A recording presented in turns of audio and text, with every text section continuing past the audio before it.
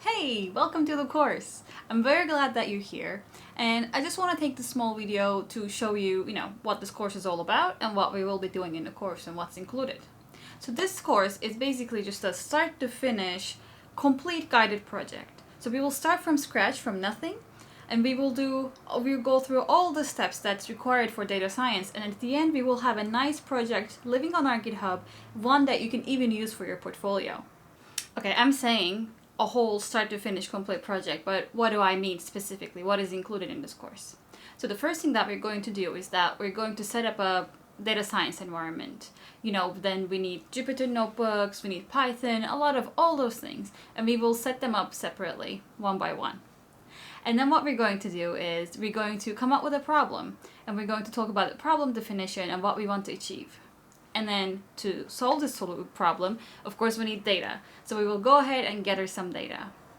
And then what we're going to do is create a project structure, make sure all of our files live in the correct place, make sure that we have a connection to GitHub so that we can track our changes. And then finally, we will go to the main bulk of the project. And there what we're going to do is basically all the steps included in a data science pipeline. And this includes data cleaning, data exploration, data preparation, feature engineering, machine learning model training and tuning, and some other bonus steps that we will be doing. So these are all the steps that will be included in the project. And after we've gone through all of them, we will have a nice presentable project in our hands. Okay. But how are we going to go through all of these? What is the structure? What is expected of you? So every module in this course has a couple of steps, except module 0, because that's the one where we set up the technology and you don't really need to do anything there.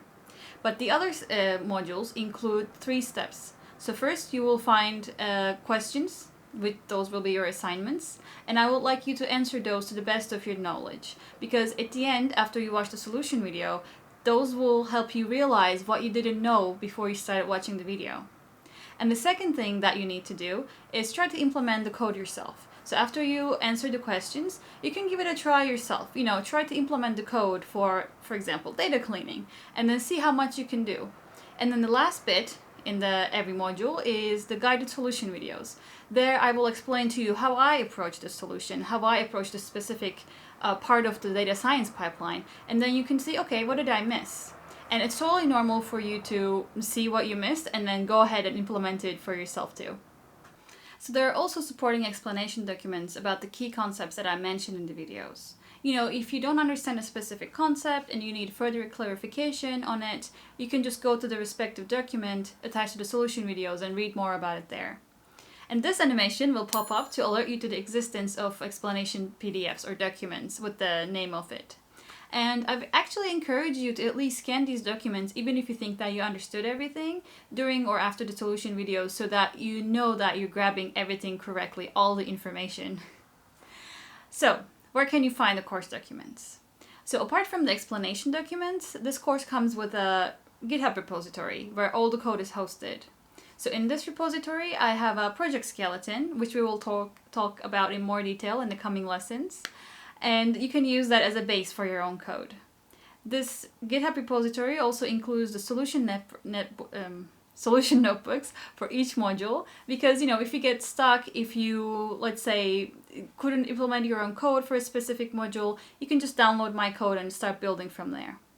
And the GitHub repository also includes a complete solution notebook that you can just reference to if you need it. You can download these files with the GitHub link that I will provide to you, or you can also download them as a zip file attached to this video. So I know I said that there is code provided with the course, but I highly encourage you to have your own repository and your own code. So after you watch the solution video, if you realize that you missed something or I showed something that you couldn't think about, just by all means, go ahead and implement it for yourself too. But it's very good to have your own code, because at the end, what you want to be able to say is that you have a project and you want to put it in your portfolio and you want to be able to say, this is my work, I did it myself. Okay, now that you know how this course works, let's first go ahead and talk about the description of the problem that we will be handling in this project. So in this project, we are going to try to predict the average income of a taxi driver in New York City.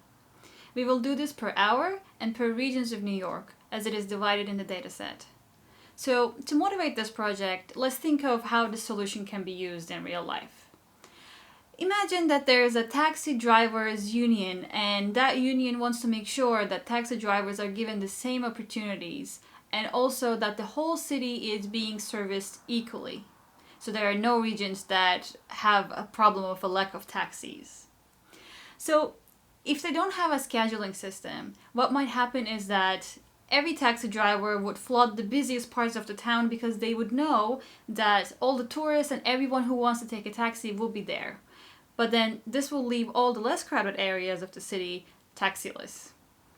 But if the union wants to do a random assignment of taxi drivers, this might cause some sort of unfairness. Maybe one taxi driver will be constantly assigned to the busiest parts of town where he will make a lot of money. Another taxi driver will maybe assigned to the less crowded parts, or maybe parts where there are not many people who want to take a taxi. And then that will make him miss on the opportunity.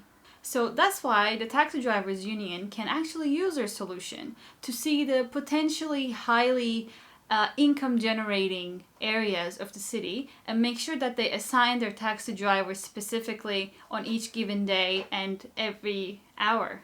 And this will create a fair schedule for the taxi drivers. So now let's go to the next lesson where you'll see your first assignment of the course. Answer the questions to the best of your knowledge based on this problem definition.